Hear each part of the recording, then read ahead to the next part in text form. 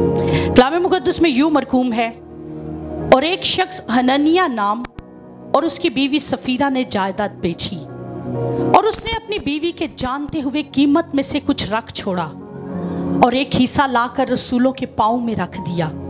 मगर पतरस ने कहा, ए हननिया, क्यों शैतान ने तेरे दिल में ये बात डाल दी कि तू रूहुल कुद्स से झूठ बोले और जमीन की कीमत में से कुछ रख छोड़े? क्या जब तक वो तेरे पास थी तेरी ना थी, और जब बेची गई तो तेरे इख्तियार में ना रही? तूने क्यों अपने दिल में इस बात का ख्याल बांधा? तू आदमियों से नहीं बल्कि खुदा से झूठ बोला। ये बातें सुनते ही हननिया गिर पड़ा और उसका दम निकल गया, और सब सुनने वालों पर बड़ा खौफ छा गया। फिर जवानों ने उठकर उसे कफनाया और बाहर ले जाकर दफन किया, और करीबन 3 घंटे गुजर जाने के बाद उसकी बीवी इस माजरे से बेखबर अंदर आई। पतरस ने उससे कहा, मुझे बता तो, क्या तुमने इतने ही को जमीन बेची थी? उसने कहा, हाँ, इतने ही को। पतरस ने उससे कहा, तुमने क्यों खुदावंद के रूह को आजमाने के लिए एका किया? देख, तेरे शौहर के दफनाने वाले दरवाजे पर खड़े हैं और तुझे भी बाहर ले जाएंगे। वो उसी दम उसके कदमों पर गिर पड़ी और उसका दम निकल गया, और जवानों ने अंदर आकर उसे मुर्दा पाया और बाहर ले जाकर उसके शौहर के पास दफन कर दिया। सारी कलीसिया बल्कि इन बातों के सब सुनने वालों पर बड़ा खौफ छा गया। कलाम मुक़द्दस का पढ़ा और सुना जाना हम सब के लिए बाइस बरकत हो। रख छोड़ा, लेफ्ट समथिंग, कुछ रख छोड़ा। अभी जो आपके सामने हवाला मैंने तलावत किया है, हननिया और सफीरा, मैं नहीं समझती कि हम में से कोई ऐसा शख्स हो जो इस वाकया से वाकिफ ना हो। हम में से हर शख्स हननिया और सफीरा की कहानी से वाकिफ है। इसी में से एक नई चीज कि लेफ्ट समथिंग, कुछ रख छोड़ा। और इससे पहले अगर हम चौथे बाब की 32वीं आयत से स्टार्ट करें ना, तो वहां पर लिखा है, और ईमानदारों की जमायत एक दिल और एक जान थी, और किसी ने अपने माल को अपना न कहा बल्कि उनकी सब चीजें मुश्तरिक थी। जब कलीसिया का आगाज हुआ, कलीसिया की समझे न्यू रखी गई, तो कलीसिया की न्यू रखने के बाद जो लास्ट हमने सरमन सुना ना, कि पतरस ने बड़ा खूबसूरत सरमन सुनाया, दिल में छुरा घोंपा गया, और उसके बाद 3000 लोग जो थे वो खुदावंद यीशु मसीह पर ईमान ले आए। और जब ईमान ले आए, कलीसिया जो कि बढ़ना शुरू हो गई, क्योंकि रसूल जितने खुदावंद यीशु मसीह के शागिर्द थे, मुनादी तरह बतरा से करना शुरू हो गए, और उसके बाद न्यू रखी गई। और जब कलीसिया की इब्तदा हो गई, कलीसिया का आगाज हो गया, न्यू रखी जा चुकी, तो कहा जाता है कलीसिया जो है वो एक दिल और एक जान थी, और किसी ने अपने माल को अपना ना कहा बल्कि क्या था कि उनकी सब चीजें मुश्तरिक थी। और रसूल बड़ी कुदरत से खुदावंद यीशु मसीह के जी उठने की गवाही देते थे, और वही गवाही जो है लोगों को तब्दील कर रही थी। लोग अपने माल से, अपनी जान से, हर तरह से खुदावंद यीशु मसीह के उस बड़ी इंजीली बिशारत के काम में हिस्सा ले रहे थे, और तरह बतरह से खिदमत अंजाम दे रहे थे। लेकिन सबसे बढ़कर वो माल से खुदावंद यीशु मसीह को जलाल दे रहे थे, और उन सब पर बड़ा फजल था, क्योंकि उनमें कोई मुख्ताज ना था। सबसे जो बड़ी बात कि उनमें कोई भी गरीब नहीं था, कोई भी रहा हुआ नहीं था, बल्कि क्या था कि हर कोई फाइनेंशियली वेल था, हर कोई माली लिहाज से बहुत ही मालदार था।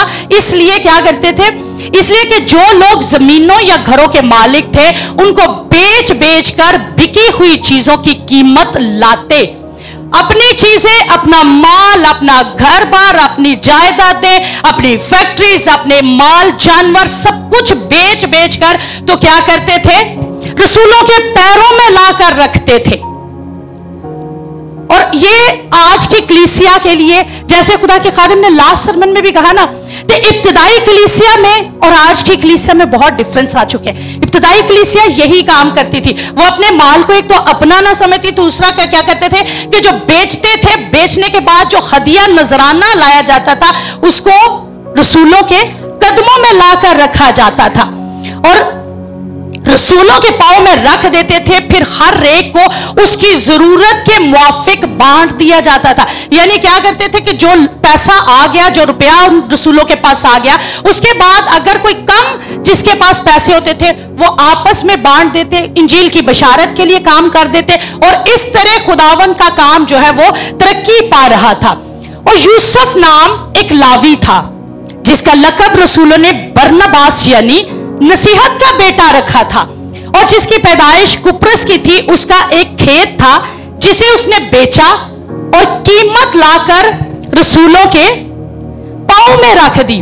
अब यूसुफ, जिसका बाद में नाम बरनबास ये कहकर रखा गया कि ये जो है नसीहत का बेटा है, हौसला देने वाला बेटा है, दूसरों को एक हिसाब की एनकरेजमेंट करने वाला, दूसरों को मोटिवेट करने वाला है, दूसरों की खुदावन के काम के लिए और ज्यादा आगे बढ़ाने के लिए ये शख्स जो है वो इस्तेमाल होने वाला था।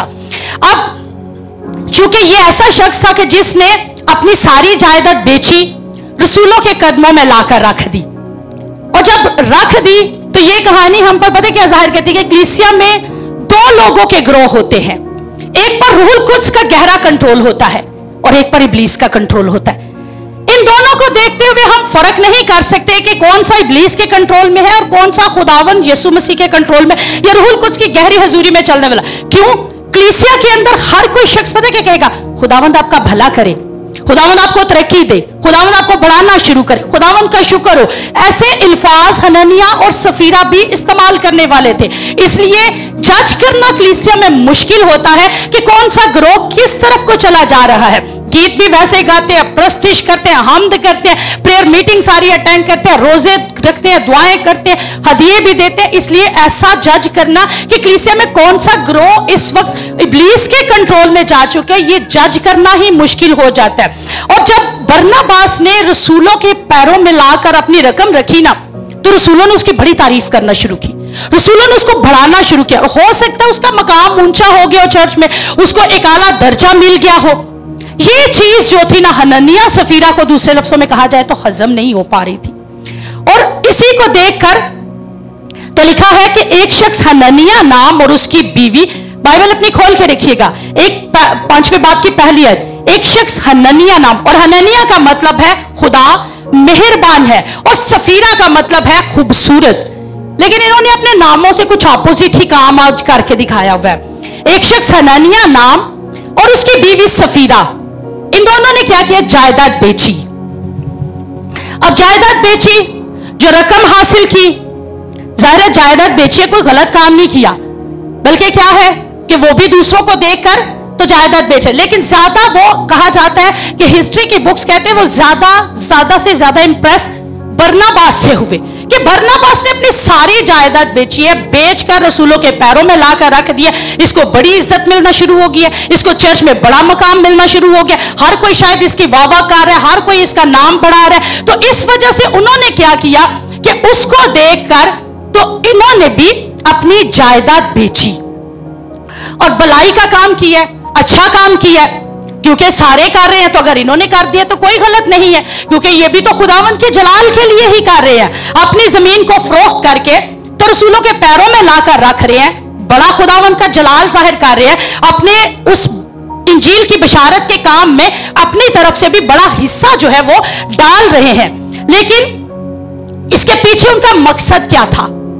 उनका मकसद यानी मिल्कियत बेची, एक जमीन का टुकड़ा बेचा, वो कैसे?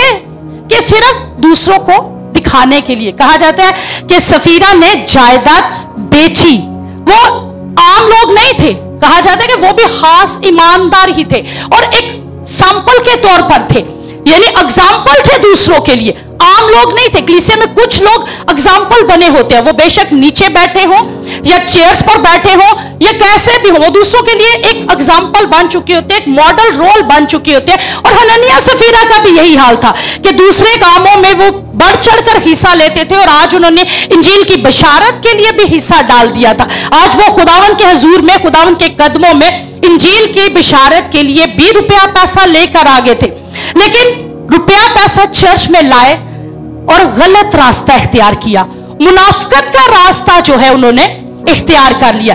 नेकी भी की, भलाई भी की, लेकिन 2 नंबरी के साथ और मिलावट के साथ। खालिसपन उनमें नजर नहीं आया। सेकंड वर्स है, और उसने अपनी बीवी के जानते हुए कीमत में से कुछ रख छोड़ा। अनजाने में गुनाह नहीं हुआ। एक गुनाह होता है जो हम जानते ही नहीं है, लेकिन एक गुनाह जो हम जानते बूझते कर बैठते हैं, बेबाकी का गुनाह, भूल चूक का गुनाह, ऐसा गुनाह जिसको हम जानबूझकर कर लेते हैं। कहा है कि अनजाने में नहीं बल्कि जानते हुए, बीवी के भी जानते हुए।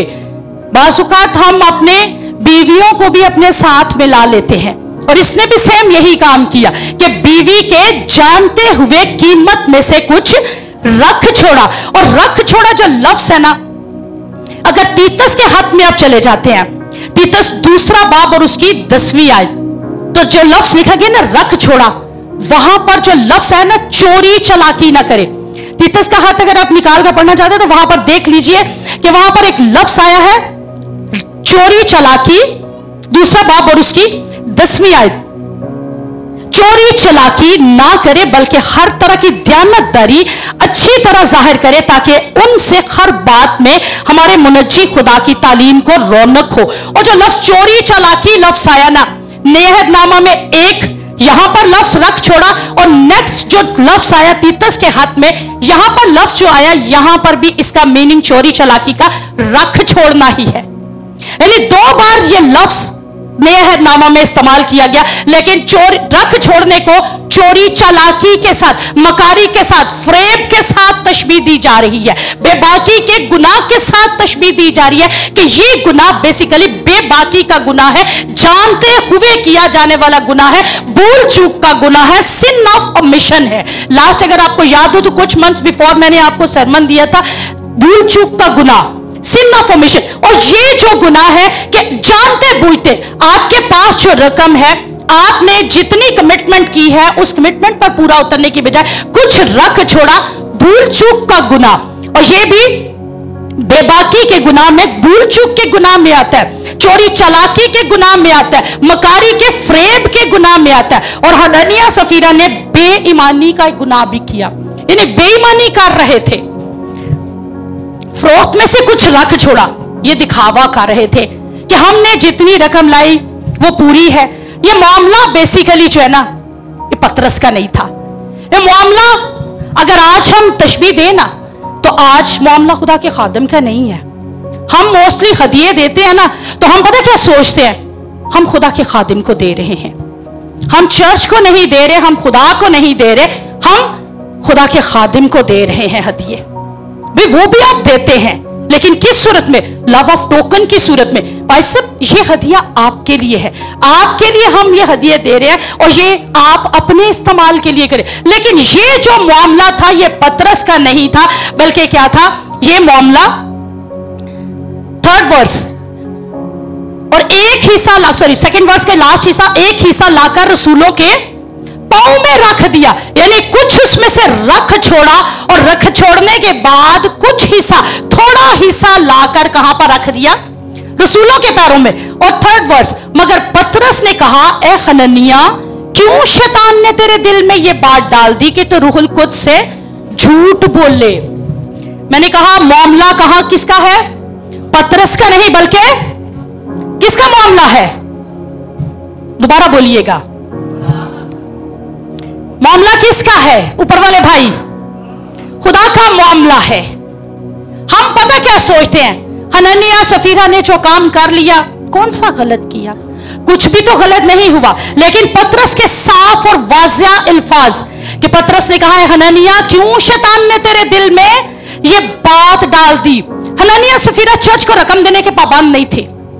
आज अगर देखा जाए तो प्रिंस ऑफ पीस हो, चर्च से रिलेटेड कोई काम हो, क्या आपको कभी पाबंद किया गया है? क्या कभी गले पर छुरी रख के यह बात कही गई है कि आपने इतनी ही रकम देनी है? लेकिन होता क्या है, आप पर छोड़ा जाता है रज़ाकराना अमल, यानी जो आपकी मर्जी के मुताबिक आप हदिया लाना चाहते हैं, आप वो हदिया लाए। लेकिन जो जहन में कमिट कर लिया, जो खुदा के साथ कमिटमेंट हो गई, क्योंकि जब आप जहन में कमिटमेंट करते हैं, इसका मतलब आप खुदा के साथ उस बात के लिए कमिटेड हो जाते हैं। तो जब हो गए तो ये मामला चर्च का नहीं रहा, ये मामला पास्टर साहब का नहीं रहा, ये मामला किसी डीकन एल्डर का नहीं रहा, बल्कि किसका मामला हो गया? खुदा का मामला हो गया। तो जब खुदा का मामला हो गया तो फिर खुदा के रूह से कैसे झूठ बोला जा सकता है? फिर आप कैसे अपनी मलकियत को, अपने माल को अपना समझ सकते हैं, जो आपने कमिट करने के लिए कमिट कर लिया कि अब ये हदिया जो है, ये नजराना जो है, ये रुपया पैसा जो है, ये खुदा के घर में भेजा जाएगा, तो फिर उस पर आपका हक बाकी नहीं रहता। अगर हननिया ये कह देता ना कि जमीन 2000 में बिकी है, लेकिन पतरस मैं सिर्फ 1000 लाया हूं, तो इसमें कोई मुजायका नहीं था। क्यों? सच बोला जा रहा था। लेकिन पतरस ने क्या कहा कि जमीन जो है, बल्कि क्या किया, एक हिस्सा उसने रख छोड़ा और बाकी का जो है वो लाकर तो रसूलों के कदमों में रखा और रख छोड़ा और कहता है जितने रुपए मैं लाया हूं इतने ही को ये जमीन बिकी है। यानी मैंने उसमें कुछ रखा नहीं है, बल्कि इतने ही को, जितने मैं रुपए पैसे ले आया हूं, ये सारे के सारे मैं आपके पास रख रहा हूं, ये सारे के सारे मैं आपको दे रहा हूं। और पतरस ने कहा शैतान ने तेरे दिल में ये बात डाली। हम रुपए पैसे के मामले में पता क्या होता है, मोस्टली खुदावन की आवाज नहीं सुनते, बल्कि क्या करते हैं, हम इब्लीस की, हम जमाने की, हम अपनी जरूरियात की, हम इर्द गिर्द की आवाजों को ज्यादा सुनना शुरू कर देते हैं। और सेम यही काम हननिया के साथ हुआ, क्योंकि ये मामला वो सोचता पता क्या था, शायद मैं पतरस को दे रहा हूं। अगर वो ये बात छोड़ देता ना, अपने जहन में से निकाल देता और ये जान लेता कि ये मामला खुदा का मामला है और मुझे अपनी बात पर कमिट रहना है, मुझे खुदा व यहोवा खुदा से झूठ नहीं बोलना, उसके रूहुल कुद्स से झूठ नहीं बोलना, गुनाह चुके यहोवा खुदा का, चर्च का भी बेशक वो कार्य है, लेकिन चर्च से ज्यादा नुमाया तौर पर वो गुनाह जो है वो खुदावन का कार्य है। और ईमानदारों की जमायत में झूठ को इब्लीस को दावत दे रहा है। अब सारे ईमानदारों की जमायत है, लेकिन आप में से कोई एक अगर ऐसा अमल कर जाता है ना, आप उस इब्लीस को इस जमायत में लाने का सबब बन जाते हैं। आप इब्लीस को अपने इस ईमानदारों की जमायत में लाकर काम करने के लिए दावत दे देते हैं कि वो काम करना शुरू करे, क्योंकि कानून, हुक्म या आयन ये था कि जो कुछ फरोख्त किया जाएगा, जो मैंने 4th चैप्टर की लास्ट वर्सेस पढ़ी कि जो कुछ फरोख्त किया जाएगा उनमें से बाद में बांटा जाएगा और खुदावन के जलाल के लिए खर्च किया जाएगा। लेकिन बेचकर तो लाकर रखनी पूरी रकम जो कमिट कर दी गई, वो पूरी रकम रसूलों के पैरों में थी। अब मोस्टली हम मुहावरा पता क्या बोलते हैं, लेने के देने पड़ गए, लेकिन यहां तो देने के देने पड़ गए हैं, यानी देकर भी वो मुसीबत में खुद को डाल बैठा है। लेने के तो देने पड़ते हैं, यानी ले लिया तो फिर देने पड़ गए, लेकिन देने के देने यहां पर पड़ गए हैं। वो खुद को खुद जो है हननिया यहां पर फंसा रहा है। हननिया ने सोचा कि महज गिरजाघर की बात है, बहुत कौन सा कोई जानता है कि मैंने कौन सी बात खुदावन से कही थी। आज आप में से बहुत सारे लोग जो है ना, मुझे खुद याद है कि मेरे रजिस्टर पर उन लोगों का रिकॉर्ड मौजूद है। उन लोगों ने खुदा के इस घर के साथ, जब ये तमीर हो रहा था तब, जब ये जमीन ली गई तब, जब ये बन रहा था तब, और बहुत सारे और कामों में कमिटमेंट की हुई है जो अभी तक पूरी नहीं की। आपने कमिटमेंट मेरे साथ, खुदा के खादिम के साथ नहीं की थी, आपने खुदा के साथ की हुई थी, और खुदा भूलता नहीं है। और वो चीजें पता क्या होती है, वो आपका लेवल यहां से यहां, यहां से यहां, वेट कर रहा होता है, खुदावन वेट कर रहा होता है, वेट कर रहा होता है। फिर आप दुआएं करवाते हैं, भाई साहब प्लीज मेरा कारोबार नहीं चल रहा, भाई साहब प्लीज मेरी घर के हालात अच्छे नहीं हो रहे, मेरे घर में गुर्बत ने डेरे डाल लिए, मेरे घर के अंदर आज गुर्बत ने, बीमारियों ने, तकलीफों ने, परेशानियों ने डेरे डालने शुरू कर दिए। लेकिन वजह पीछे क्या होती है, आप अपनी कमिटमेंट भूल गए हैं, खुदा नहीं भूला। और जो चीजें खुदा के साथ कमिट कर दो ना, उसको तो लिख लो ऐसे कि जैसे आपकी दिलों की तख्तियों पर कलाम लिखा हुआ हो, क्योंकि आपने कलाम खुदा के साथ कमिटेड कर दिया, और उस कलाम को कर लिया जब, तो आप उसको पूरा करने के लिए बेदार रहिए। 4थी वर्स, झूठ बोले और जमीन की कीमत में से कुछ रख छोड़े, क्या जब तक वो तेरे पास थी तेरी ना थी? जब तक चीजें आपके पास होती है ना, वो आपकी होती है, उन पर आपका पूरा इख्तियार होता है। लेकिन जो ही कहा जाता है कि तेरे इख्तियार में ना रही, लेकिन जब बेची गई तो तेरे इख्तियार में ना रही। तनहा जब तक आपके पास है आप ले आए, आपकी है। लेकिन जो ही आप लेकर आ गए और लेने के बाद 10वां हिस्सा आपका नहीं है। क्यों? आप ईमानदारों की जमायत में मौजूद है, आप कलाम को सुन रहे हैं, आप कलाम को सुनकर उस पर अमल नहीं अगर कर रहे तो इसका मतलब आप कुछ रख छोड़ रहे हैं।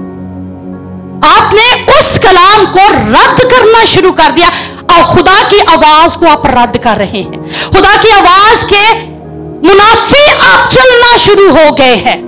खुदा के कलाम में लिखा है पूरा हिस्सा मेरे पास ला, तो जब लिखा है तो पूरा होगा, और जब नहीं करते तो तब आज कलीसिया जो है वो डाउन है।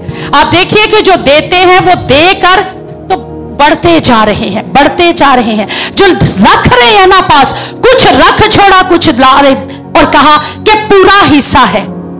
मोस्टली मेरे पास जब कार्ड आते हैं तो मैं बता क्या कहती हूं, मुझे ये बताइए आज आप 10% लाए हैं या सिर्फ एक चर्च का हदिया कहकर दे रहे हैं।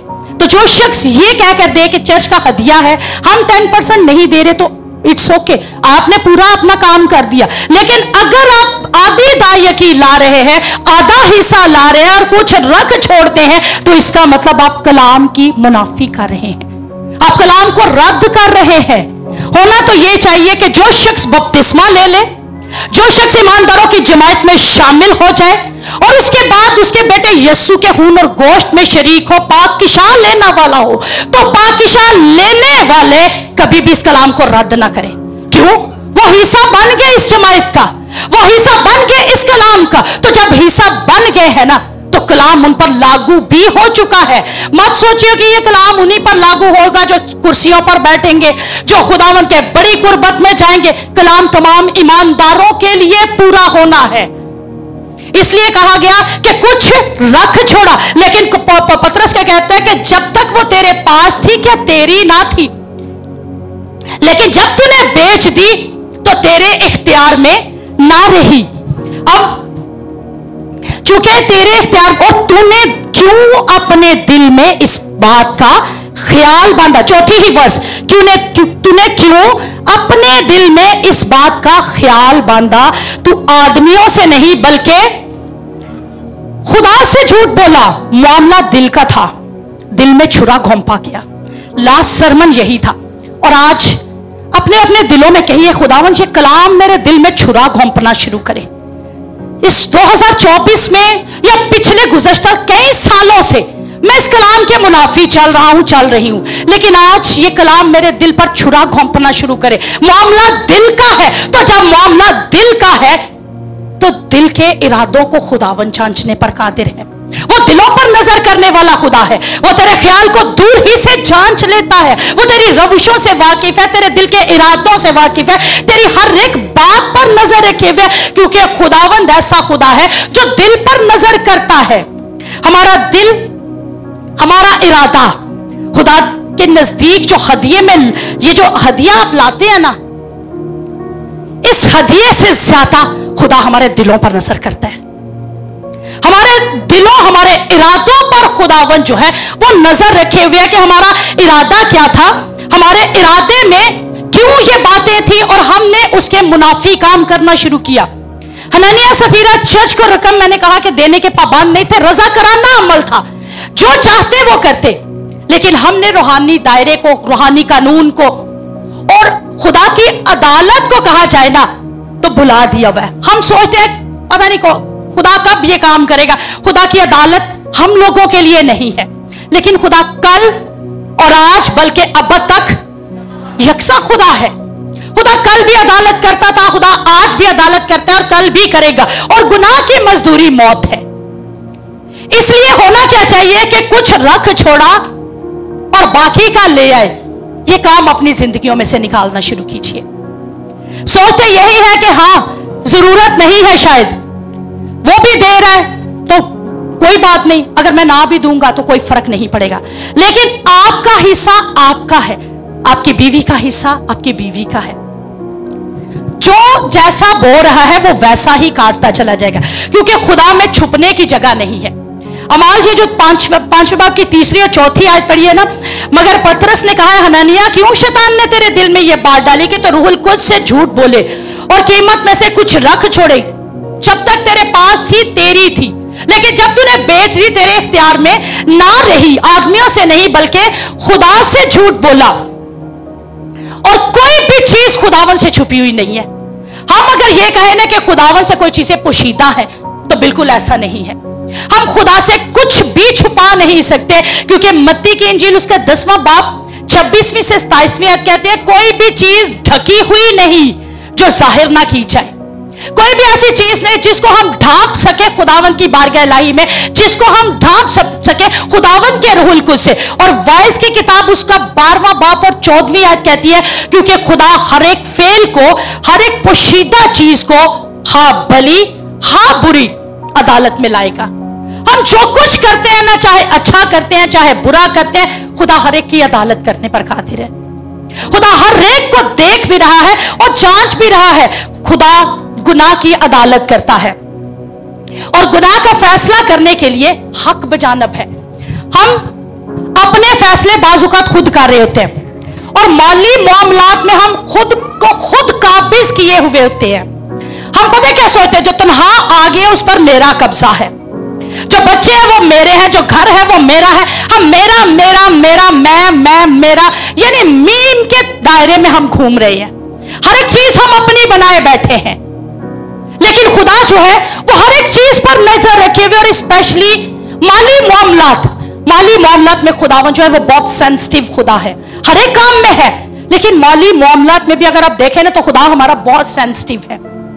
जब हम होटलिंग करते हैं ना, क्या खुदा ने कभी कहा है क्या फजूल खर्ची कर रहे हैं? सॉरी, इब्लीस ने कभी कहा कि हम फजूल खर्ची कर रहे हैं? जब हम शॉपिंग करते हैं, ये प्रिंस ऑफ पीस आ रहा है, बहुत सारों ने बहुत सारी शॉपिंग की होगी। क्रिसमस आ रहा है, बहुत सारे शॉपिंग करेंगे शादियों पर। और शादियों पर सबसे ज्यादा जो रुपए का ज़्यादा वो पता क्या है? दिखावा। छत पे चढ़ के, कोठों पे चढ़ के, दीवारों पे चढ़ के, और उन जगहों पे जहां लड़की वाले स्पेशली देखे 100 के, 50 के, 500 के और हजार तक के रुपए ऐसे लुटा रहे होते हैं। क्यों? दिखावा। क्या तब कभी हमें फील नहीं होता कि हम कुछ गलत कर रहे हैं? हम खुदावन के जलाल के लिए ये रुपया पैसा खर्च कर सकते थे, और हमने सिर्फ दिखावे के लिए, शोमेंट के लिए ये काम कर दिया है। वेले करानी और ढेरों ढेर। लास्ट डेज में खुदा के खादिम ने बताया, जैसे हम गए शादी पे तो उन्होंने वेले, भाई स्टेज पे चढ़ के वेले हो रही हैं। जब आई ना बारी निकाह के फीस की, तो कहते हैं जी हमारे पास तो है ही नहीं, हम तो इतनी दे ही नहीं सकते। तो मैंने फिर कह दिया, मैंने कहा अंकल जी और वेला थोड़ी घट करा लेंदे ते फीस पूरी दे छड़ दे, ऐ ज्यादा अच्छा नहीं सी। वजह हम दूसरों को दिखावे वाले काम ज्यादा करना पसंद करते हैं। तब हमें जो है ना, इब्लीस वो कभी नहीं कहेगा कि तू क्या कर रहा है, कहेगा और खर्च कर, और खर्च कर, और खर्च कर, और देना शुरू कर, और देना शुरू कर। क्यों? हमने दूसरों को दिखाना है, हमारी शो बन रही है। मेहमान आ जाए, कोई आ जाए, स्पेशली अगर आपके वो कहते हैं ना समधी वगैरह आ जाए, यानी बेटी के या बेटे के ससुराल वाले आ जाए, तब खुले हाथों खर्च करना है, ठीक ठाक खर्च करना है। क्यों? दिखावा करना है हमने। तब इब्लीस आपको कभी नहीं कहेगा कि आपने ज्यादा पैसे खर्च कर, लेकिन जो ही आप वो रकम जो है ना खुदा के घर में लाने के लिए कहेंगे, हो एनी बड़ी लैके चलनी है, एनी बड़ी लैके टूर चलना वे, ए तेरे पैसे तो फलानी जरूरत जो पूरे होने सन, ए पैसे तो तेरे बच्चों की फीस जानी सी, बिल जाना सी, फलानी चीज खत्म हो गई है, वो तू लैके आनी सी, हले तो कम रहता है, वो कम रहता है। इब्लीस आपके जहन में मुख्तलिफ तरह के ख्यालात डालना शुरू करेगा, मुख्तलिफ बातों को डालना शुरू करेगा। 10वां हिस्सा क्यों देना? छोड़ परे, 10वें हिस्से में क्या रखा हुआ है वो क्यों देना? तेरी तो अभी इतनी लंबी लिस्ट जरूरियात की पड़ी है, वो किसने पूरी करनी है? इब्लीस ने तेरे दिल में डाला। पतरस क्या कहता है? इब्लीस ने तूने क्यों अपने दिल में इस बात का ख्याल बांधा कि तू आदमियों से नहीं बल्कि खुदा से झूठ बोला है। ये ख्याल आपके दिल में माली मामलात के मामले में, जब आप खुदा के लिए कुछ लाना शुरू करते हैं, जब खुदा को कुछ देने का सोच लेते हैं, जब खुदा की बारगाह इलाही में देने का कुछ सोच लेते हैं, आपके सामने एक लंबी चौड़ी लिस्ट वो रख देता है और कहते कोई जरूरत नहीं है देने की, अभी तेरे पास बड़े ज्यादा काम है करने के लिए, अभी तूने बहुत ज्यादा। कल मैं ना एक क्लिप देख रही थी, एक लेडी ना शॉपिंग सेंटर पे गई हुई है, लेकिन उसने सब कुछ छोड़कर ना, तो शॉपिंग सेंटर की सारी चीजें छोड़कर वो बुक स्टॉल पर खड़ी है। नीचे पता है क्या लाइन लिखी हुई थी? जो औरत अपने कपड़ों से, अपने मेकअप से, अपने जूतों से ज्यादा अहमियत किताबों को देती है, वो दुनिया को बदलती है। और आज किताबों को तो हम देते ही नहीं, वो तो एक अलग ही मैटर है। हम खुदा के घर को भी उतनी प्रोटोकॉल नहीं दे रहे होते, हम सोच ही नहीं पा रहे होते कि कुछ रख छोड़ा और थोड़ा सा हिस्सा हम ला रहे हैं, और वो भी बाजुकात नादारी में, बाजुकात कुड़ते हुए, बाजुकात तकलीफ में। कहते हाय हाय होना है, फिर नवा काम आ गया। मुझे अभी भी याद है, हमारे चर्च में एक लेडी सिर्फ इस वजह से चर्च छोड़ गई, कहती है इस चर्च ते आए दिन कदे कुछ ते कदे कुछ ते कदे कुछ हुंदा रहंदा, ते मैनूं हदिया देना पैंदा है। अब सोचिए अपने माइंड की, अपनी मेंटालिटी को सोचिए कि हमारी मेंटालिटी आज कहां तक काम कर रही है कि हमने खुदा के घर में लाना है, इसलिए इस चर्च को ही छोड़ दो, इस चर्च में। और हमने आज तक, मैंने पहले कहा कि खुदा के खादिम ने आज तक कभी किसी को बाउंड नहीं किया कि आप जरूर दो, जरूर वाला काम ही नहीं कि मतलब आपने इतना हदिया लाना है, आपने लाख लाना है, 2 लाख लाना है, 50,000 लाना है, या इतना हदिया लाना है। कभी एक बात नहीं कही जाती। रजा कराना अमल, सेम हननिया वाला, कि हननिया का रजा कराना अमल था, उसकी अपनी मर्जी थी, जो बेच दी थी उसे लाता और लाकर जितनी कहा गया था, जितनी बिकी वो बताता, जितनी दिया बस उतना हिस्सा बता देता। लेकिन उसने कहा कि मेरी जमीन जो है वो इतने ही को बिकी है। हननिया इब्लीस को खुदा की जमायत में लाकर काम करवा रहा था कि यहां पर आकर वो काम करना शुरू करे। और गुनाह की फितरत सेम यही होती है। गुनाह का काम पता क्या होता है? गुनाह खुदा को मरकज से हटा करना, खुद को मरकज में ले आता है। ये इब्लीस का काम होता है। वो चाहता क्या है कि आपके अंदर जो खुदा की जात के लिए प्लान्स है ना, उनको मैं पीछे हटा दूं और खुद आकर दरमियान में खड़ा हो जाओ, खुद सेंटर में खड़ा हो जाओ। सेंटर में हमेशा अपने खुदा को रहना दिया करें, ताकि खुदावन जो है आपकी जिंदगियों से जलाल पाए। लालच, फरेब, ये सब इब्लीस के हथियार हैं। और जब हम कुछ रख छोड़ते हैं ना, तो लालच की बिना पर रखते हैं। जो इन चीजों के फ्रेब में आ जाते हैं, वो दूसरे लफ्जों में कहा जाए इब्लीस के कैंप में आ जाते हैं। इब्लीस ने जो कैंपिंग की होती है ना, हम जब कुछ रख छोड़ते हैं और थोड़ा सा हिस्सा लाते हैं, तो हम इब्लीस के कैंप में खुद को लेकर आ चुके होते हैं। और अगर देखा जाए तो खुदा, मैंने जैसे पहले कहा कि खुदा से हम कोई चीज छुपा नहीं सकते। अगर हम पुराने अहद में चले जाए ना, तो यशवा की किताब में खुदा के लोगों के साथ ही वादा किया गया कि वो वादा की सरजमीन में जाएंगे। और जब वादा की सरजमीन में दाखिल हो रहे हैं, वादा की सरजमीन में जा रहे हैं, तो कौमों के दरमियान खुदा के जाहिर होने वाले लोगों के तौर पर सामने आ रहे हैं। अब हननिया सफीरा, जैसे मैंने कहा ना कि हननिया सफीरा रोल मॉडल थे, हम रोल मॉडल हैं। हमारे एक्स माली मामलात में ना बहुत ज्यादा सेंसिटिव होने चाहिए। हमें, अगर हम इंसान है, ठीक है, हमें लेना पड़ गया, लेकिन लिया है तो दिया जरूर करें। स्पेशली लीडर्स को कह रही हूं, लीडर्स रोल मॉडल होते हैं। आपको कोई ये बात ना कहे कि आप लालची शख्स हैं, आप फरेब देने वाले, आप धोखा देने वाले, आपने मुझसे ले लिया और वापस नहीं किया। आप रोल मॉडल लोग हैं। और रोल मॉडल लोग जब कुछ ऐसा करते हैं ना माली मामलात में, तब वो दूसरों के लिए ठोकर का बाइस बन जाते हैं, दूसरों को ठोकर लगा देते हैं। और दूसरों को जब ठोकर लगती है तो वो गुनाह में गिर जाते हैं। इसलिए माली मामलात में बहुत सेंसिटिव। और जब बनी इस्राएल जो है यशवा की क़यादत में वादा की सरजमीन में दाखिल हो रहे थे, दूसरी सारी कौमों के लिए वो रोल मॉडल थे। और खुदा ने कहा था कि जेरिको शहर के साथ इस्राएल की सबसे पहली जंग थी। और जब जेरिको शहर के साथ सबसे पहली जंग थी, तो जेरिको के अंदर जो कौम थी, उसको खुदा ने कहा था कि हर एक चीज बर्बाद कर देनी, कोई भी चीज तू अपने पास वापस नहीं लाएगा। लेकिन अकन का कबीला, उसने क्या किया कि उसने पाक की हुई चीजों में खयानत कर ली, यानी कुछ रख छोड़ा। यशवा 7वें बाब में अगर आप पढ़ते तो ये पूरा वाकया वहां पर लिखा हुआ है। पूरा वाक्य वहां पर मुंदरज है, तो वहां पर यह लिखा गया कि उसने खयानत की और खयानत करके कुछ रख छोड़ा। जब लफ्ज लिखा ना रख छोड़ा, वहां पर लिखा हुआ केप्ट बैक, वह कुछ रख छोड़ा, उसमें से कुछ ले लिया। अकन के कबीले ने, खुदावन ने कहा था सारा कुछ जो है वहीं पर जलाकर राख कर देना, कुछ भी उसमें से नहीं लाना, लेकिन अकन ने लालच कर लिया। अकन जो है वो फरेब के धोखे में आ गया। अकन उन चीजों के लालच को रख कर तो उसने कुछ चीजें अपने पास रख छोड़ी, और वहां पर लिखा है केप्ट बैक। पुराने अहदनामा में सिर्फ एक ही बार लफ्ज आया है रख छोड़ा। वो रोल मॉडल कौन थी?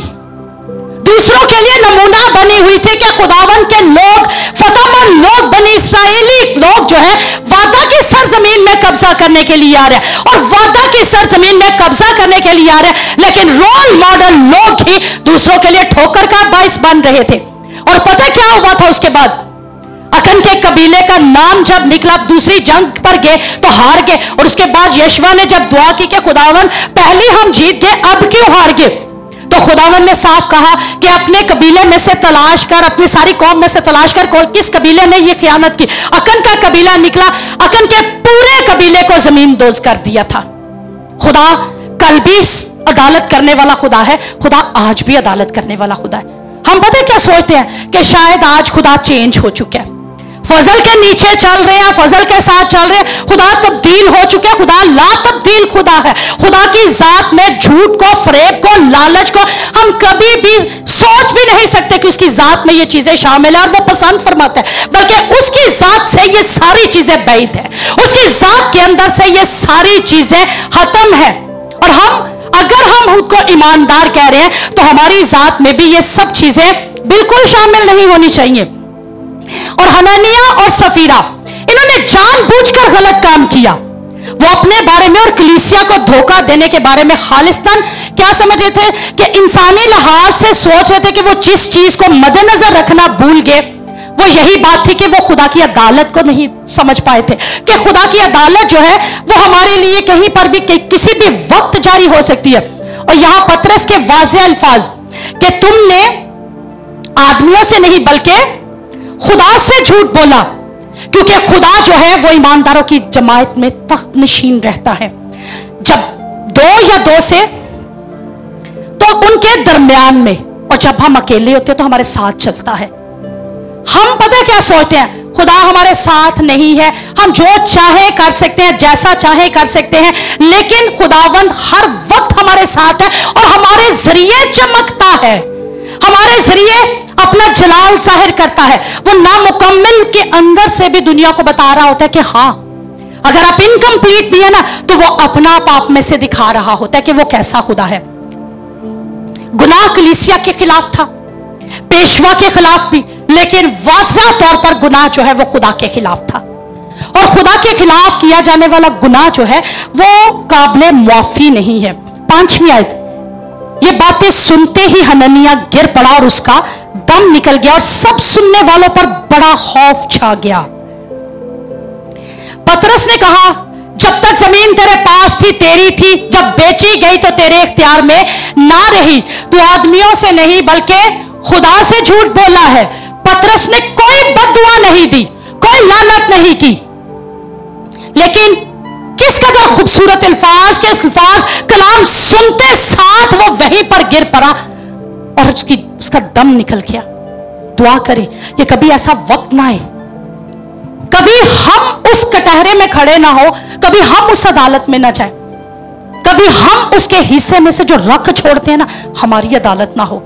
हम मोस्टली कह रहे होते हैं कि ये पूरी ही दायर की है, ये पूरा ही हिस्सा लाए हैं, हमने जितनी कमिटमेंट की ये पूरा हदिया है। लेकिन जितना कमिट किया उसको बता दिया करें कि इतना कमिटमेंट था, इतना हमसे रह गया और अब हम वो भी पूरा करेंगे और कर भी जरूर दिया करें, क्योंकि खुदावन की अदालत कहीं पर भी किसी भी वक्त और किसी भी जगह जारी हो सकती है। और अदालत जो है इंसाफ खुदा कर रहा था, किसी इंसान की बात नहीं थी। कानून खुदा का तोड़ा, झूठ खुदा से बोला, और इसीलिए क्या हुआ कि चीट भी उसने खुदा को किया तो खुदा ने ही उसकी अदालत भी की। धोखा चूंकि हम खुदा को दे रहे होते हैं, इसलिए अदालत भी हमारी कौन करता है? खुदा ही करता है। और मामला फिर कहूंगी पतरस का नहीं, मामला खुदा के खादमों का नहीं होता, मामला खुदा का होता है। तो जब मामला खुदा का है ना, तो खुदा के हिस्से में से कभी भी अपने पास मत रखा करें। आप में से बहुत से लोग होते हैं, वो पता क्या साल के शुरू में कमिटमेंट करते हैं कि हम इस साल में पूरी दायकी लाएंगे, चाहे जितनी भी है। भाई 100 भी है तो आप ला सकते हैं, 200 भी है तो आप ला सकते हैं, लेकिन आप लोग कमिट कर चुके और लाते दफा आप सोच पे पड़ गए, अभी तो मेरा ये काम भी है, बेटी को भी बयान है, बेटे को भी बयान है, मेरे ये भी शॉपिंग रह गई है, वो काम भी रह गया, बिल भी रह गए, फीसें भी रह गई, हर काम हम सोचते रह जाते हैं। लेकिन मामला दिल का होता है और दिल पर हमेशा खुदावन का कब्जा रहने दीजिए। ESV वर्जन पता क्या कहता है? हननिया ने ये अल्फाज सुने तो गिरकर आखिरी सांस ली। अल्फाज किस कदर सख्त कि तूने खुदा से झूठ बोला, और खुदा से झूठ बोलना ही उसके दम निकाल गया, उसकी आखिरी सांस तक को निकाल गया। KJV वर्जन कहता है और हननिया ये बात सुनकर गिर पड़ा और जान छोड़ दी। ना ही पतरस ना ही कलीसिया, किसी ने उसका इंसाफ नहीं किया, किसी ने उसको अदालत में नहीं लाया, क्योंकि मामला खुदा का है। तो खुदा ने क्या किया? उसको अदालत में लाया। खुदा ने जो है उसकी सजा भी तजवीज की, उन्हें मौत की सजा देने का इख्तियार जो है वो सिर्फ खुदावंद के पास था। और आज हमारी भी जानों का इख्तियार हमारे खुदावंद ही के पास है। इसलिए खुदा से डरा करें, आदमियों से नहीं। हम मोस्टली पता क्या कहते हैं? मैंने ना गुनाह नहीं करना, क्योंकि खुदा का खादिम जो है ना, हमारी एक छोटी सी बल्कि बच्ची है, मैं उसकी मिसाल दूंगी। वो शायद यहां पर आज बैठी हुई है, लिया आई है। लिया छोटी थी, 2 से 3 साल की, तो पता क्या करती थी? वो लिपस्टिक लगाना बहुत पसंद करती थी। बेटियों को अमूमन ये चीज पसंद होती है। जो ही खुदा के खादिम का पता चलना कि ये रोड पर बाइक पे है, तो पता क्या कहती थी? मामा मैंने ना लिप्स ऐसे कर लिए थे, छुपा लिए थे, या मास्क लगा लिया, या मैंने फटाफट रब कर दी है लिपस्टिक ताकि भाई सब ना देखे मुझे। हम मोस्टली काम खुदा के खादिम को दिखाने के लिए करते हैं, इनको नहीं। ये इंसान है, उस खुदा की जात से डरा कीजिए।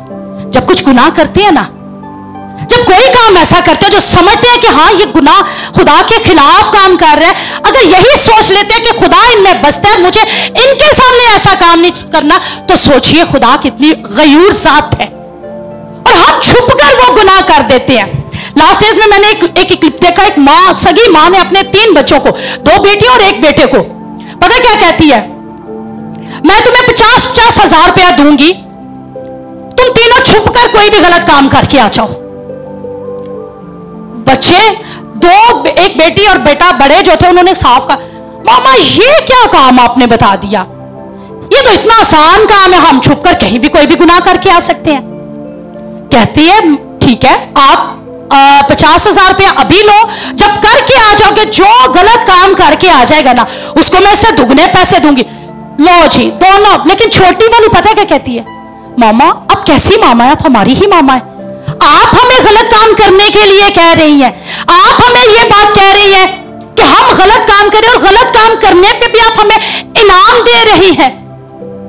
अच्छा, वो तीनों बच्चे जो है ना, उनमें से 2, एक बड़ी बेटी और एक छोटा उसका भाई जो है, बेटा जो है वो वॉशरूम में जाता और कहता है इससे अच्छी जगह तो कोई और हो ही नहीं सकती।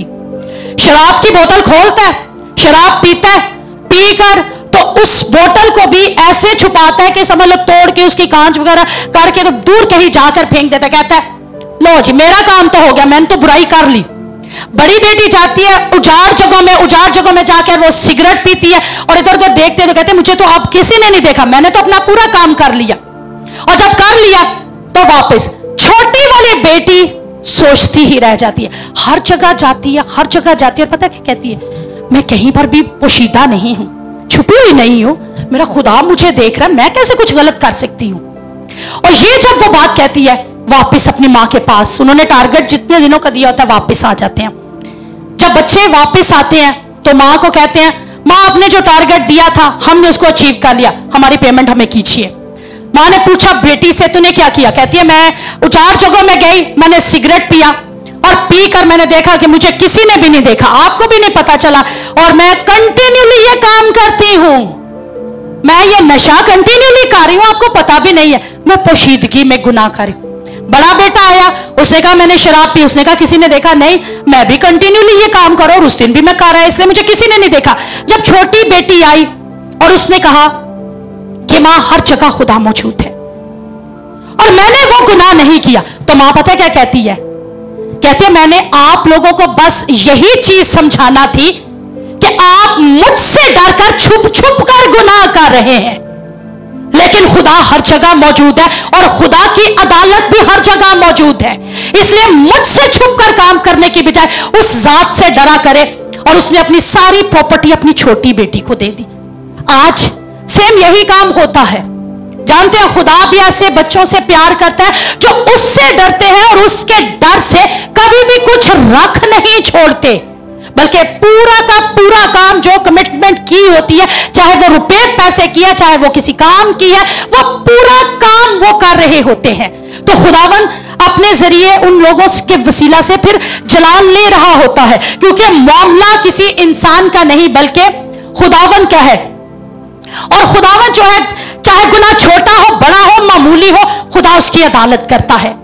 खुदा जो है उसको हिसाब में लाता है, क्योंकि पहला कुरिन्थियों का खत उसका 5वां बाब और 6 आयत पता क्या कहती है? थोड़ा सा खमीर सारे गुंदे हुए आटे को खमीर कर देता है। इसका मतलब यह है कि हननिया ने कलीसिया में छोटा सा गुनाह लाया, लेकिन सारी कलीसिया को अदलूदा कर दिया। आज आप में से बहुत सारे लोग यही काम कर रहे हैं। क्या आप में से पता क्या कुछ लोग नहीं ना दे रहे, खुद तो देते नहीं, अगले को भी बताते हैं मैं भी नहीं दे रहा। तो जब नहीं देते तो आप दूसरों को भी उस गुनाह में शामिल कर रहे हैं। ये हननिया सफीरा का नहीं, आज की कलीसिया का भी मामला बन चुका है। आयत नंबर 6, फिर जवानों ने उठकर उसे कफनाया और बाहर ले जाकर दफन कर दिया। अपने गुनाह गलती से खुदा की पाकीज़गी को कलाम को तोड़ने के वसीला से उसने मौत को गले लगा लिया। कलाम को कभी भी हल्का मत लिया करे, कलाम को कभी भी तोड़ा मरोड़ा मत करे, कलाम को कभी भी अपने तौर पर इस्तेमाल करने की कोशिश ना किया करे, क्योंकि मुकाशफा कहता है 22वां बाब और उसकी 18वीं आयत, जो इस किताब में से कुछ बढ़ाए या कम करेगा सजा पाएगा। और हम जब कहते हैं ना कि हमें 10वां हिस्सा हम पर लागू नहीं, हम कलाम को घटा रहे हैं, हम कलाम में अपनी बात शामिल कर रहे हैं, हम कलाम को अपने तरीके से इस्तेमाल कर रहे हैं, क्योंकि माली मामलात पे है ना। तो माली मामलात ही आज मैं बयान कर रही हूं इस वजह से। और कलाम को कोई भी न कम न ज्यादा, अब जब वो गिर पड़ा मर गया, ना कोई ऐलान, चर्चेस में ऐलान होता है, उसका कोई ऐलान नहीं, ना किसी रिश्तेदार को इतला कि भाई आ जाए आके मुंह देख ले, कोई मुंह दिखाई नहीं है वहां पर, किसी काम को नहीं किया गया, जो ही गिरा मर गया, कफनाया और जाकर दफन कर दिया। फिर अंत ये होता है कि जब हम कलीसिया में रहते हुए खुदा के कवानीन को तोड़ते हैं, तो फिर अपनी देख लीजिए कि हमारी आकबत क्या है। 7वीं आयत, तकरीबन 3 घंटे गुजर जाने के बाद उसकी बीवी इस माजरे से बेखबर अंदर आई। अब चूंकि बीवी, 2nd वर्स में हमने पढ़ा था कि बीवी को उसने साथ शामिल कर लिया, उसने अपनी बीवी के जानते हुए, 2nd वर्स, जानते हुए, और बीवी चूंकि इस गुनाह में शामिल हो चुकी, उसने अपनी बीवी को अपने गुनाह में शरीक कर लिया था। और तकरीबन 3 घंटे के बाद बीवी आती है। बीवियों खबरदार, शोहर कभी किसी गलत काम के लिए कहे ना तो मत शामिल हुआ करें। और शोहरों, आपसे भी रिक्वेस्ट है, आप भी अपनी बीवियों के गलत कामों में शरीक मत हुआ करें। बीवी अगर चर्च नहीं ना आ रही, वो बेचारी थक गई है, बीमार हो गई है, अगर उसका प्रॉब्लम है तो शोहर क्यों घर बैठ गया हुआ है? कभी सोचा है आपने? आप चर्च को उस वक्त आप कमतर समझ रही होते हैं। आज मेरी बीवी ने नहीं जाना तो मैं भी मंजी मल के सोवांगा नाल ही, मैं भी कंबल तान के सोवांगा। क्यों? वो नहीं चली तो मैं, मेरा की काम बनता चर्च जाना भी? क्यों?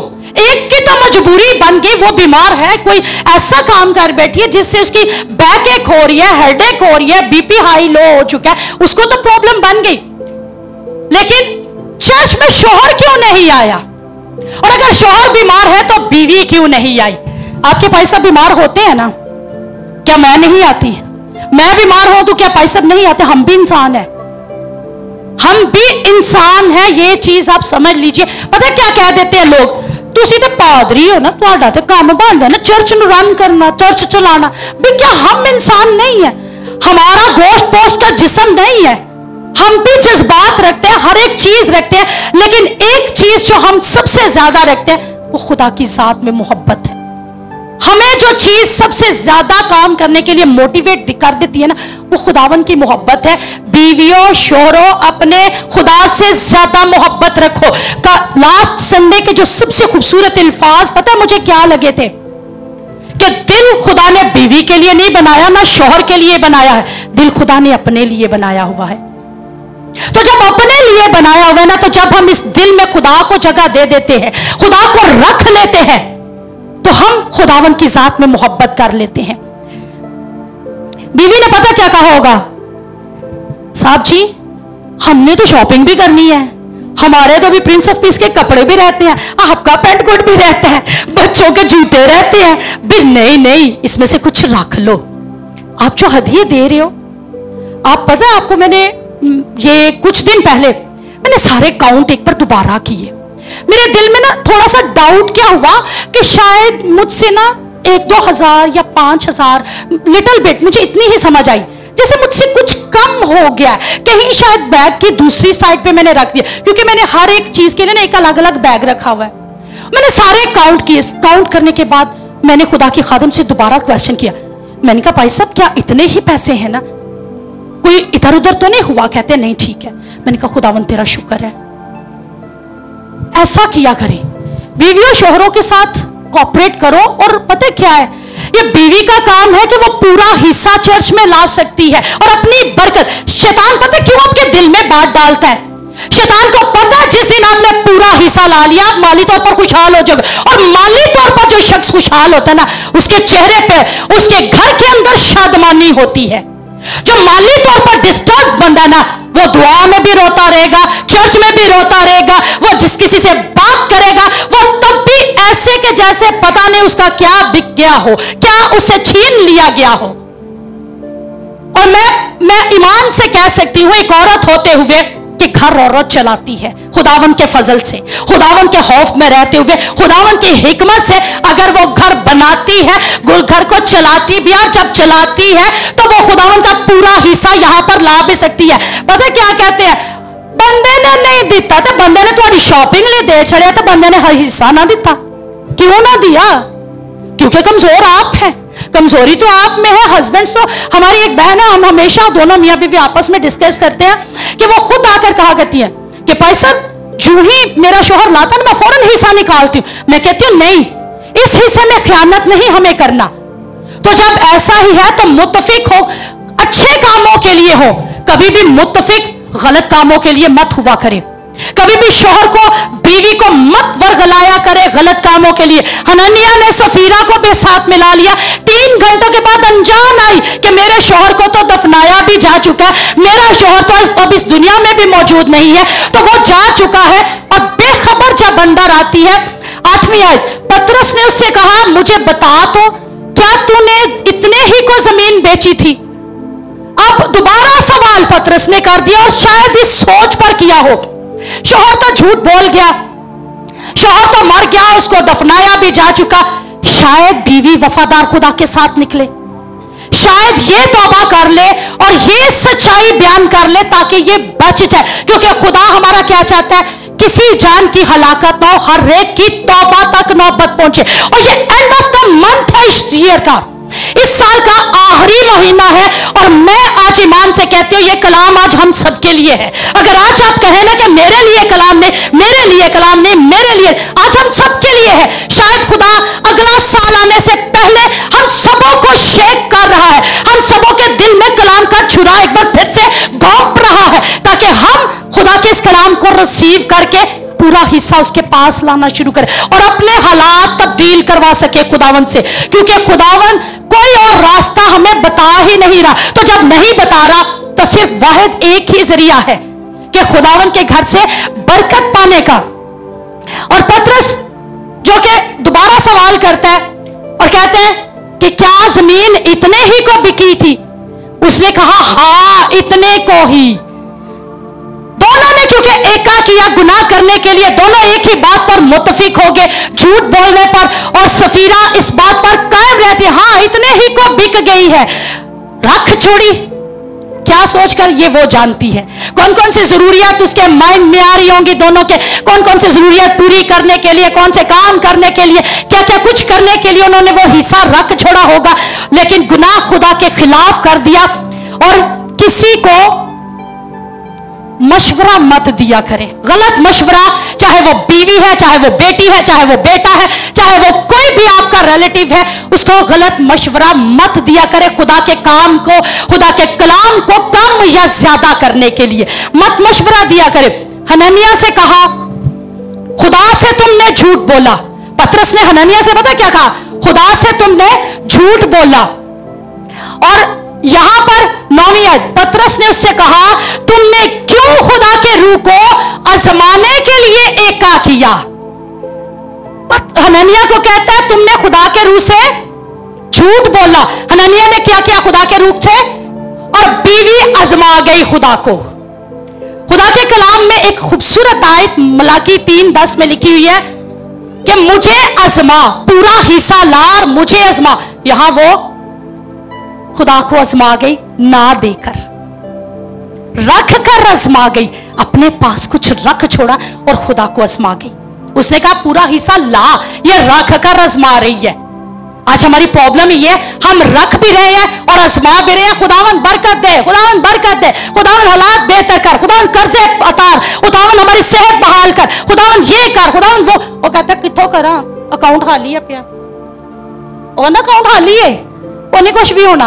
आप अपनी दौड़ दौड़ रहे हैं, आप अपने तौर से दौड़ रहे हैं। दौड़ ले, कितना दौड़ेंगे, कुछ नहीं बनने वाला, कुछ नहीं हमारा हो सकता, क्योंकि हम अपनी दौड़ दौड़ रहे हैं। और जब तक हम खुद से कोशिश कर रहे हैं ना, खुद से दौड़ रहे हैं। आप में से बहुत सारे लोग थे जो गुज़श्ता सालों में खुदा का पूरा हिस्सा लाते थे, आज वो छोड़ चुके हैं। और आज उनके हालात भी पता कैसे हैं?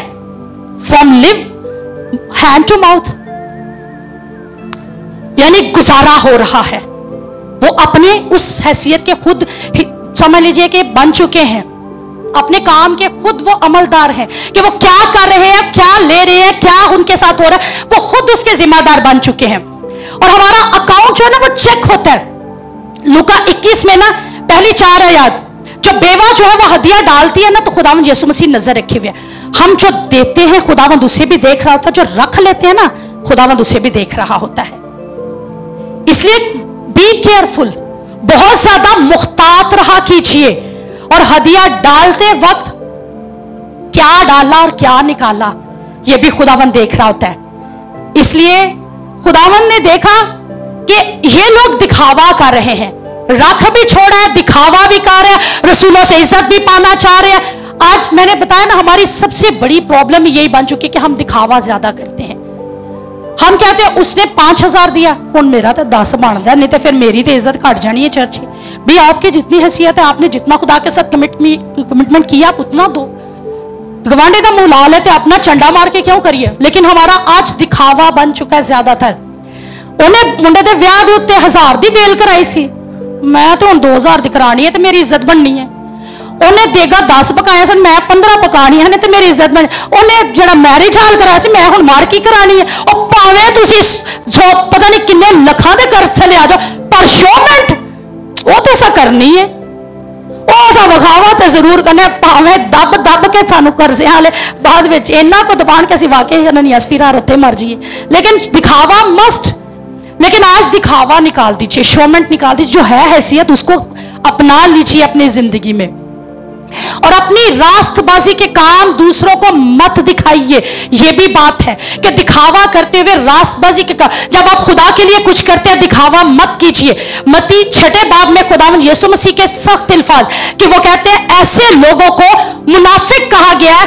और पतरस किस कदर फिर रंजीदा हुआ होगा कि यीशु मसीह अगर कहता है ना कि दिखावा है, मुनाफिक लोग हैं, ये ऐसा तुम लोगों ने नहीं करना, दिखावे वाला हदिया भी नहीं देना, ना ही दिखावा आपकी जिंदगी में। हम जब खुद को ईमानदार कहते हैं तो हमें दुनिया के हम शक्ल नहीं बनना, हमें दुनिया के रंग रूप नहीं अपनाना, बल्कि खुदावन को जलाल देना है। और हननिया सफीरा ने खुदा के तकद्दुस को, पाकीज़गी को, कलमे को संजीदा नहीं लिया, खुदा के कलाम को संजीदा नहीं लिया और खुदा को आजमाया कि भला क्या क्या करेगा?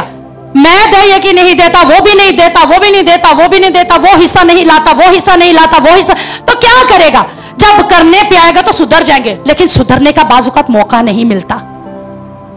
वही वक्त, वही टाइम, वही लम्हा होता है जो आपके सुधरने का होता है, जो कलाम को दिल पर छुरा घोंपने का होता है। लास्ट संडे का सरमन जो सबसे बड़ी गवाही उस संडे सरमन की थी, पता क्या था? बाहर निकलते ही एक शख्स ने अपने गले पर से तवीज उतारा, चर्च की सीढ़ियों पर फेंक कर उस शख्स ने पता क्या कहा है? आज मेरे दिल पर छुरा घोंपा गया है और मैंने इस कलाम को अपने दिल में ले लिया, मैं आज के बाद गैर मबूदों की प्रस्तिश नहीं करूंगा। क्या आपके दिल पर इस कलाम से कोई छुरा घोंपा जाएगा?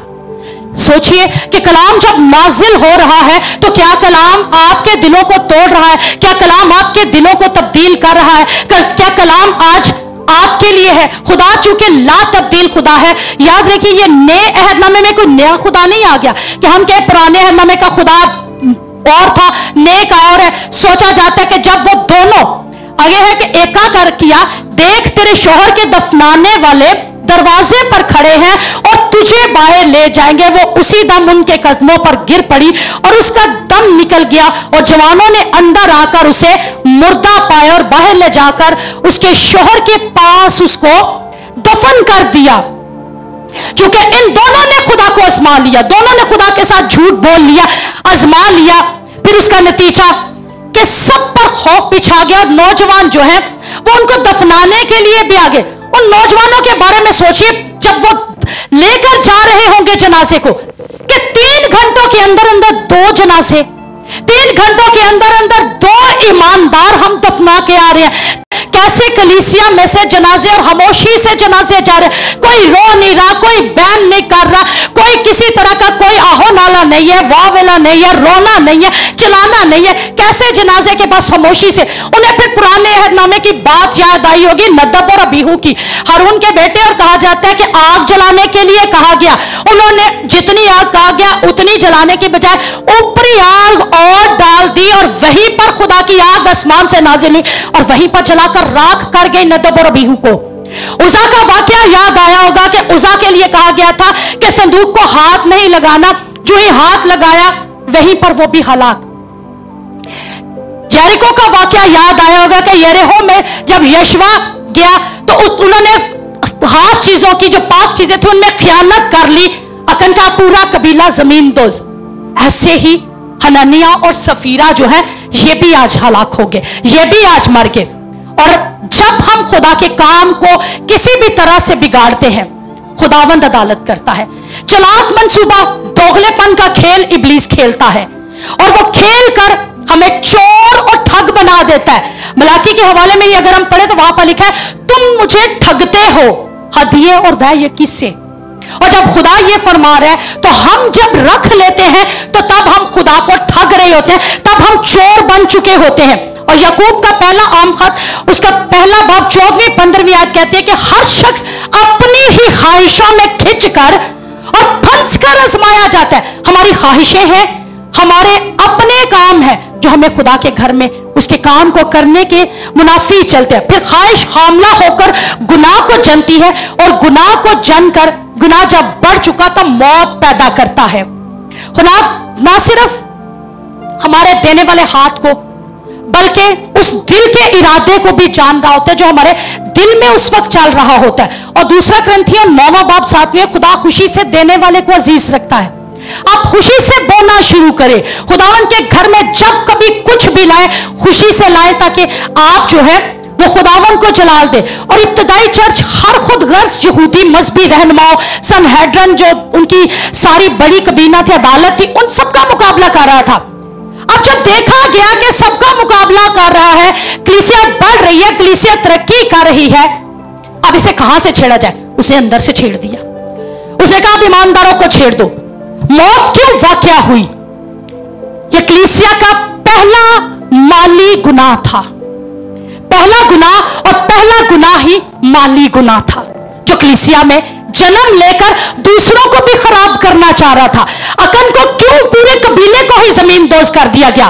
वजह क्योंकि वो बनी इस्राएल कौम पूरी तमाम गैर अकवाम के लिए मॉडल रोल थी। और उन्होंने जब मॉडल रोल थी, उन्होंने गुनाह किया था ना, तो खुदा जानता था कि अगर मैंने अकन का पूरा कबीला जमींदोज ना किया तो एंड क्या होगा कि अब इसके बाद दूसरी अकवाम इनसे नफरत रखेंगे, कहेंगे आपके खुदा में और हमारे खुदा में क्या फर्क है, आप भी चोरी करते हैं हम भी करते हैं, आप भी गलत काम करते हैं हम भी करते हैं। और यहां पर भी मामला चूंकि माली गुनाह का था, इसलिए खुदा सख्ती से अदालत कर गया कि अब कलीसिया जो है ये मॉडल रोल है दूसरों के लिए, और माली गुनाह चूंकि अंदर आ गया है, माली गुनाह को जड़ से यहीं पर उखाड़ दिया जाए। और अगले चैप्टर्स में अगर आप पढ़े ना तो वहां पर लिखा है कलीसिया पर ही नहीं सुनने वाले सब लोगों पर खौफ छा गया, और जब खौफ छा गया तो उस खौफ के बाद कलीसिया बढ़ती जा रही थी।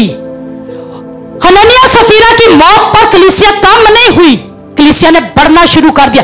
कलीसिया खौफ भी खुदा के आ गया उसके अंदर, और माली तौर पर और ज्यादा कलीसिया में खदियाजात भी आना शुरू हो गए, और ज्यादा खुदा के काम के लिए और बढ़ चढ़कर लोगों ने हिस्सा लेना शुरू कर दिया। और आज भी सेम यही है कि अगर जो हम कमिटमेंट, जो अहद हम खुदा के साथ कर लेते हैं ना, उसे भूला ना करें, उसे कभी भी कम हल्का मत लिया करे, संजीदा लिया करे। क्योंकि वाइस की किताब 5वां बाब लास्ट हवाला है आयत नंबर 11 कि जो आपने अहद कर लिया है उसको आपने खुदावन के हजूर में पूरा फरमाना है। क्योंकि खुदावन जो है वो हमारा खुदा ऐसा खुदा है जो कभी भी किसी चीज से हमें बैद नहीं रखता। जब माल की फरावानी हुई तो उसके खाने वाले बहुत थे। सॉरी, 4 और 5 अहमद की बातों, अहमद की आवाज बातों की कसरत होती है। जब तो खुदा के लिए मन्नत माने तो उसकी अदा करने में देर ना कर। जो मन्नत आपने मानी है, जो कमिटमेंट आपने की है, वो खुदा के लिए की है, उसको पूरा करने में देर मत किया करे, उसको जल्दी किया करे। और खुदावन को हमेशा अपनी मन्नतों से, अपने खदियों से, अपने पूरे कामों से जलाल दिया करें। तेरा मन्नत ना मानना इससे बेहतर है कि तू मन्नत माने और अदा ना करे। इसलिए बेहतर क्या है कि आज खुदा का कलाम हम अपने दिलों पर इस तौर से लें कि खुदा हमें, खुदा के साथ हमने आज तक जितनी कमिटमेंट्स की हैं, हमें पूरा करने का फजल बख्शे। हम बेशक इंसान हैं, कमजोर हैं, और बाजुकात हम कमजोर होते हुए उन मन्नतों को भूल भी जाते और कर भी नहीं पाते। लेकिन जब फजल खुदावन का मांगते हैं ना, तो वो हमें इन मन्नतों को पूरा करने का, इन कमिटमेंट्स को पूरा करने का फजल बख्शता है। आइए आंखों को बंद कीजिए।